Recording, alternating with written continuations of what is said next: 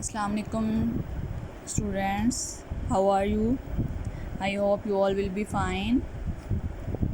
So students, let's start our today's lecture. پہلے ہم یہ فرسٹ لیسن نمبر 1 کا SST کا فرسٹ لانگ کویشچن جو ہے وہ ہاف اس دن کیا تھا. اب نیکسٹ ہاف جو ہے وہ آج ہم پڑھیں گے. اس کو سمجھیں, اس کو ریڈ کرتے ہیں. Let's start. پیراگراف نمبر 4 سے, یعنی ہم نظریہ کے مواخذ پڑھ رہے تھے. ٹھیک ہے, 3 ہم نے پڑھ لیے تھے. اب 4 سے سٹارٹ کریں گے. مشترکہ معاشی مقاصد یعنی کامن اکنامک آبجیکٹیوز. مشترکہ معاشی مقاصد بھی کسی قوم کے نظریہ کے ماخذ ہوتے ہیں. ٹھیک ہے. 1857 کی جنگ آزادی کے بعد انگریزوں کی ہمدردی حاصل کرنے کے لیے ہندو انگریزوں کو یہ بات سمجھانے میں کامیاب ہو گئے کہ جنگ آزادی میں مسلمانوں کا کردار زیادہ تھا اور مستقبل میں بھی مسلمان دوبارہ اس قسم کی کوشش کر سکتے ہیں. اس کے نتیجے میں انگریزوں کا رویہ مسلمانوں کے ساتھ سخت ہوتا چلا گیا اور معاشی طور پر مسلمانوں پر ظلم جاری رہا. مسلمانوں کو نظر انداز کر دیا گیا. ان تمام وجوہات کی بنا پر مسلمانوں کے لیے کاروبار اور تجارت کے مواقع ختم ہو گئے, لیکن انہوں نے اپنے نظریے کو نہ چھوڑا. یعنی 1857 کی جنگ آزادی لڑی تو بر صغیر کی ساری قوموں نے مل کے تھی انگریزوں کے خلاف. اس میں ہندو بھی پیش تھے, مسلمان بھی تھے, سکھ بھی تھے, سبھی قوموں نے مل کر لڑی تھی. لیکن جو عتاب کا نشانہ اور ظلم کا نشانہ بنے وہ مسلمان تھے.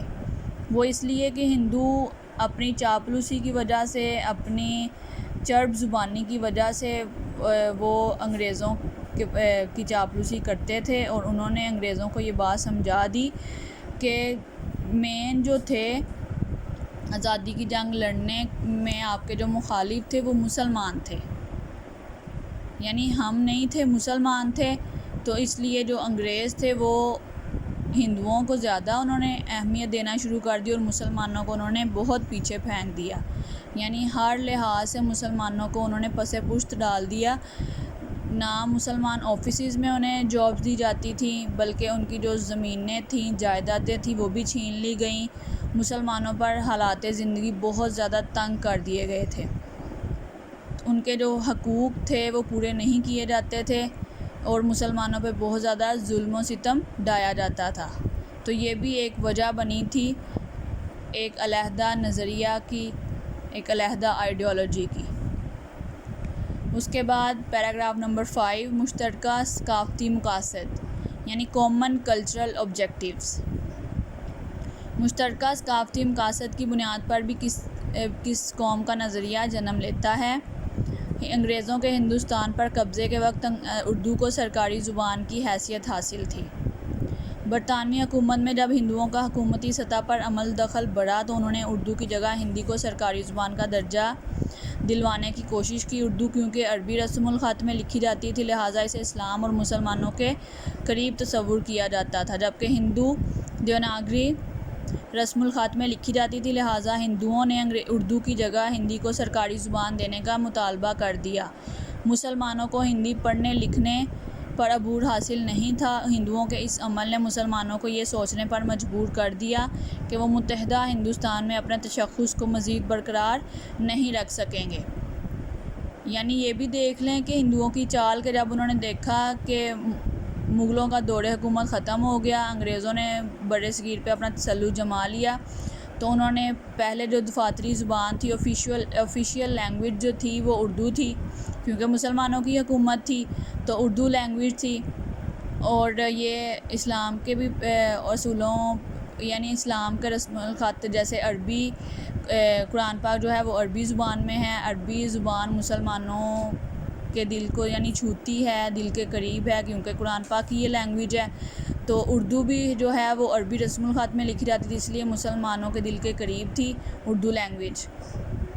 انہیں اچھی لگتی تھی, انہیں بولنا اسے پڑھنا آتا تھا, مکمل اس پہ عبور تھا انہیں. لیکن ہندوؤں نے کیا کیا کہ انگریزوں کے ساتھ مل کے سرکاری زبان جو تھی وہ ہندی زبان کو سرکاری زبان بنانا جو تھا وہ شروع کر دیا.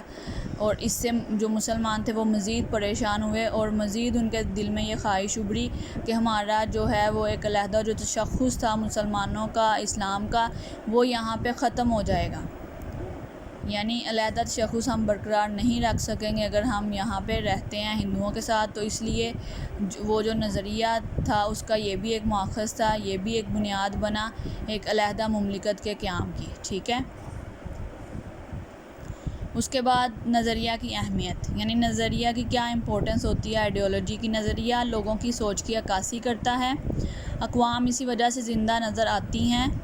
نظریہ انسان کے ایک دوسرے کے ساتھ قومی حقوق و فرائض کی وضاحت کرتا ہے۔ نظریہ قوم کو متحد رکھنے میں مددگار ثابت ہوتا ہے۔ نظریہ مقاصد کے حصول کے لیے ہر قسم کی مشکلات کا مقابلہ کرنے کی طاقت بخشتا ہے، یعنی طاقت بخشی تھی نا، یہی طاقت تھی، یہی اسٹرینتھ تھی، یہی نظریہ ہی تھا جس کو لے کے مسلمان چلے اور سب نے مل کے پھر قائد اعظم کی قیادت میں علامہ اقبال نے جو خواب دکھایا تھا وہ انہوں نے سچ کر دکھایا۔ حالانکہ پہلے وہ ایک دیوانے کا خواب سمجھا جاتا تھا، یعنی برِ صغیر کے جو لوگ تھے وہ ہنستے تھے۔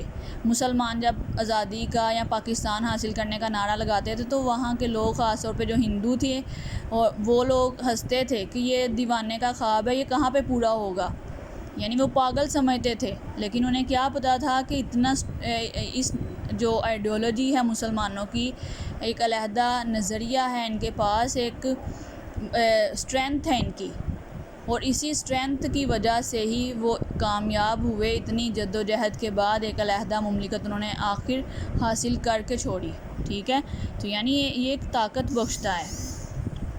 نظریہ مقاصد کے حصول کے لیے جد و جہد کا جذبہ پیدا کرتا ہے، یعنی انہوں نے جد و جہد کی نا، ان میں جذبہ تھا۔ تو جذبہ کیا تھا؟ یہ نظریہ ہی تھا۔ تو نظریہ کیا تھا؟ یعنی لا الہ الا اللہ، کہ ہم نے اللہ کے نام پہ ایک علیحدہ سلطنت حاصل کرنی ہے، ایک علیحدہ مملکت حاصل کرنی ہے جہاں پہ اللہ کے نام پہ، یعنی ان کی عبادت، جو اللہ تعالیٰ نے جو مذہب دیا ہے مسلمانوں کو، اسلام، اس کے تمام اصولوں کے مطابق اس کے اراکین پہ عمل کر سکیں اور اپنے عقائد کے مطابق آزادی سے زندگی بسر کر سکیں، اور مقصد کے حصول کو یقینی بناتا ہے۔ نظریہ انقلاب کو جنم دیتا ہے۔ تو یہ انقلاب ہی تھا جو برِ صغیر میں آیا، اور اس کی وجہ سے نئی راہیں نکلتی ہیں۔ کوئی بھی نظریہ فوراً وجود میں نہیں آتا، بلکہ اس کے پیچھے کچھ واقعات کام کر رہے ہوتے ہیں۔ آپ کو بھی پتہ ہے کہ نظریہ یہ نہیں کہ ایک دن انہوں نے نعرہ لگایا اور اگلے دن پاکستان بن گیا، یہ بڑے سالوں کی انتھک محنت کا نتیجہ ہے۔ عام طور پر نظریہ معاشرے کے پسماندہ لوگوں میں محرومی کو ختم کرنے کے لیے وجود میں آتا ہے، یعنی جب مسلمان وہ تھے، سلطنت میں تھے، یعنی حکمران تھے، لیکن اچانک سے جب انگریز آ گئے 1857 کی جنگ آزادی کے بعد، انہیں غلامی کی زندگی گزارنا پڑی، تو یہ ان کے لیے ناقابل برداشت تھا کہ وہی لوگ جن پہ یہ حکمرانی کرتے تھے، وہی علاقہ، وہی سلطنت جہاں پہ کبھی یہ حاکم ہوا کرتے تھے، آج غلامی کی زندگی بسر کر رہے ہیں۔ تو یہ چیز ناقابل برداشت ہو گئی تھی۔ تو پھر اس کے بعد جو مسلمانوں کو محرومی کا سامنا کرنا پڑا، یعنی معاشی طور پہ، سیاسی طور پہ، ہر لحاظ سے انہیں محروم کر دیا گیا، تو یہ بھی ایک ان کے اندر جو تھی ایک طاقت ابھری کہ انہوں نے سوچا کہ ہمارے لیے ایک علیحدہ جو مملکت ہے اس کا قیام ناگزیر ہے، بہت ضروری ہے۔ عام طور پر نظریہ معاشرے کے پسماندہ یہ پڑھ لیا، اسے یوں بھی کہہ سکتے ہیں کہ مشکل حالات اور سماجی دباؤ نظریے کو جنم دیتے ہیں، یعنی مشکل حالات دیکھے نا انہوں نے، سماجی دباؤ بھی دیکھا کہ کس طرح انہیں مظلوم بنا دیا گیا تھا، اور معاشرے میں مشکلات کے شکار لوگ اس کی طاقت بنتے ہیں۔ جس طرح امریکہ میں سیاہ رنگت کے لوگوں نے مساوی حقوق کے حصول کے لیے جدوجہد شروع کی، تو ان کا نظریہ مساوی حقوق کے حصول کا تھا، ٹھیک ہے۔ یہاں تک آج کا لیسن ہے، اچھے سے آپ لوگوں نے یاد کرنا ہے۔ اوکے، اللہ حافظ۔